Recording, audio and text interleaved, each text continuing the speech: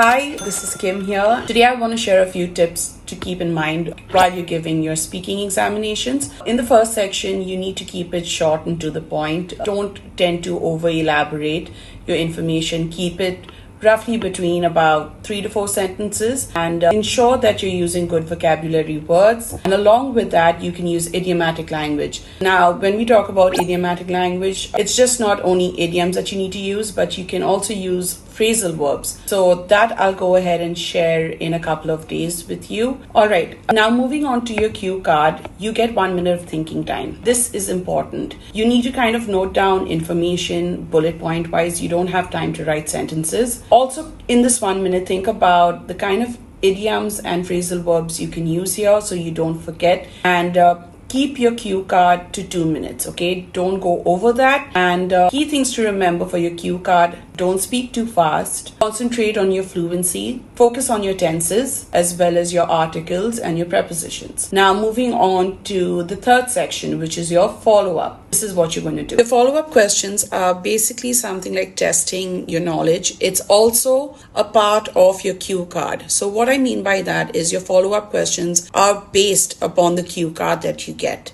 So make sure that your follow-up questions are detailed. For example, if they ask you what are the advantages of living in a city, you're going to start by saying, okay, this is an interesting question. The advantages of living in a city are, and you'll go ahead and specify the two advantages, and you can take it further by giving a brief explanation on those advantages and maybe throwing in an example, but not a personal one. All right. I hope these tips help you. And if you need any help, you can definitely DM me, as mentioned in my bio. Thanks and see you soon. Bye.